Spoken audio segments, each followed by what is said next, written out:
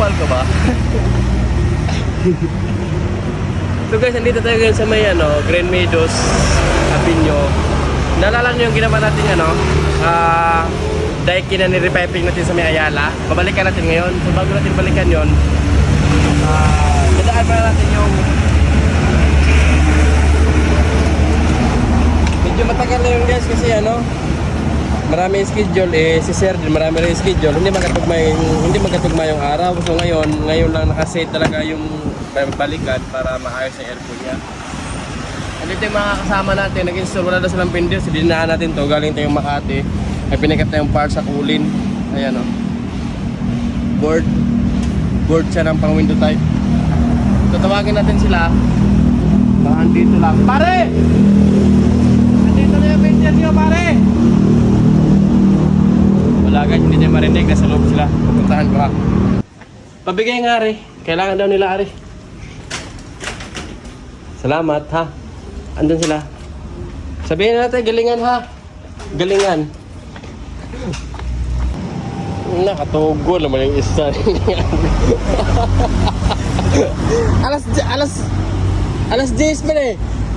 Tara na, pagpunta tayo sa Ayala. Puntahan natin yung ginawa namin yung nakaraan doon. Balikan natin yun. Dito na tayo daan sa may C5. Ayan labas tayo sa Libis. Dito kasi papuntang White Plains to eh. So dito tayo sa Libis para dire-diretso na tayo. Bilhin tayo ng pagkain para doon na tayo kakain. Para pagkain doon, gutom. Alam mo naman, pag mga malaking bahay ay gutom talaga. Yun, shoutout pala sa nakasabay namin sa C5, mga master When you're gone, the sun won't shine.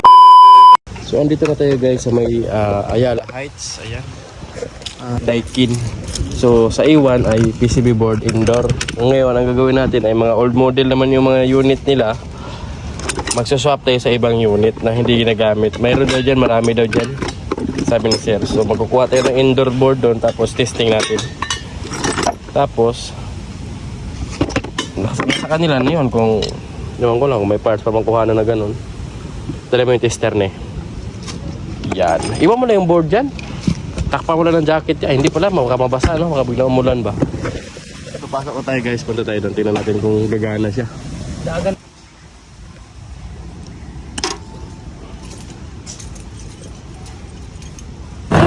Shortcut na tayo, yan yung binaklas natin sa ibang unit.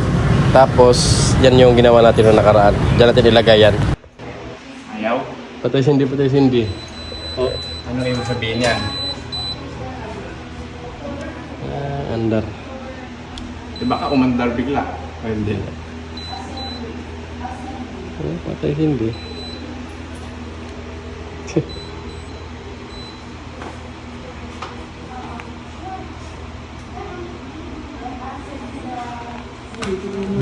Ay, walang error code dyan ha. Yan yung Wala ba? tawag dyan. Universal? Okay. Pero may kalawang na ata. Pero nakaraan. Pwede. Ha? Hanap ako ng isa pa. Siraan na yun. Wala na spring? Yan. Kaya pala kinukuha na ko ng error dati. Ayaw lumabas. Universal pala yan? Oo, kasi nga nasira yung... Kasi dapat lalabas yun eh. Ba't kanina nung pag-unang start? Nagpatay-patay sir, di ba? Oo.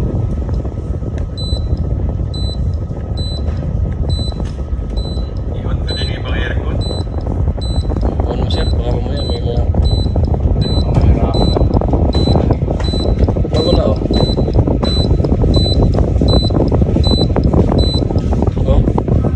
Yung iwan niya sir, hindi na siya tumunog.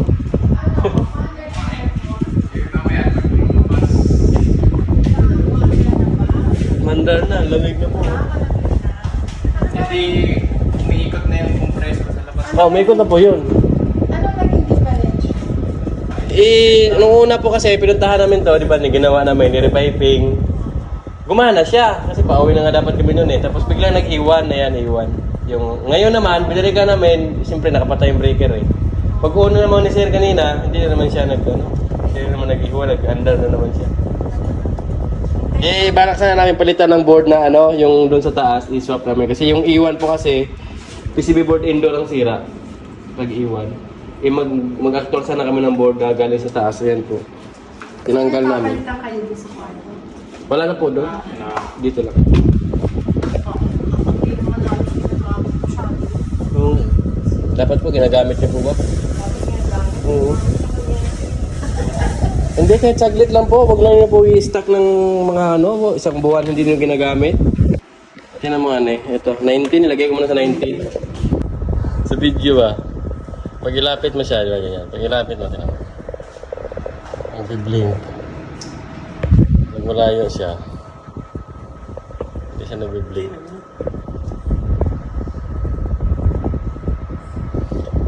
Baka naiipit lang po yung ano, yung push button niya na ito, pag nilagay yung takip, tut tut tut, di ba gumagano ngayon na?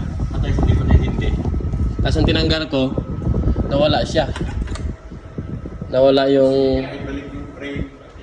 Ibalik yung frame. Ibalik ko siya. Testing natin. Dapat ma-testing natin ito siya ng mga kalahating oras.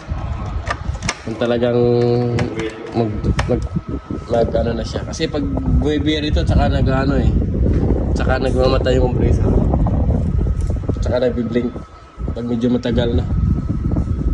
Wala guys. Biglang nag-okay. Ano yung sa taas doon? Oh, kami, balik natin yan doon. May natin ibalik sir pag nag-ano ha. Oh, sige. Pag talagang ano siya, wala pa namang 30 minutes eh. Kahit mga 1 hour natin obserbahan. Kasi after lunch pa naman yung pupuntahan namin isa eh. Hindi ko na lang masyadong sinagad yung takip pag ano, tornilyo. Kasi pag masyadong lock, baka daw dumidikit yung pinakamanual niya. Kaya inano ko na lang. Hindi naman po siya halata yun. Pasok naman siya. Hindi ko na lang hinipitan masyado yung tornilyo. Lagi nawawala ng freon. Hindi kasi nga yung pipe matagal. Akala na. Tapos hindi na pa napagawa agad. Ngayon na-stuck siya. Hindi namin alam. Oh, 1 year na Pipe- stock. Pipe pala kami. Kasi hindi napagawa agad yung repiping. Noong January pa kasi nag-press shoot ng leak test. Ngayon, okay na siya. Nagtuloy-tuloy na. Di piping nga talaga. Minulto lang ata kami nung nakaraan Pag 1 hour na tumatakbo, okay na yan. Oh, ilang minutes na natin i-obserbahan yan? Mga 45 minutes. So, okay na po. Sir, Gcash mo na lang ha. Oh, ay ito pala. Sabihan ko na lang daw na Gcash mo na yung bayad sa repiping. Viber ko din si Manny. Sige sir. Thank you. Thank you po. So guys, bigla siyang gumana, no? Gumana siya. Hindi na siya namatay. Baka napindot lang yung ano nun ba, manual ba, di ba? Hindi natin masasabi. Kaya naglaruan tayo ng tadhana, di ba? So, kailangan nating kunting dasal.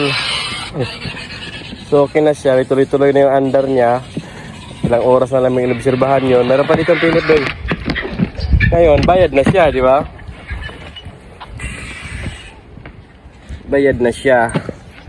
Kahit man hindi gumana yun, tapos naktwala natin ang board ng iba, tapos gumana ng tuloy-tuloy, bayad pa rin yung repiping nun. Bukod naman ang bayad dun sa board ko sa kaling sira yun.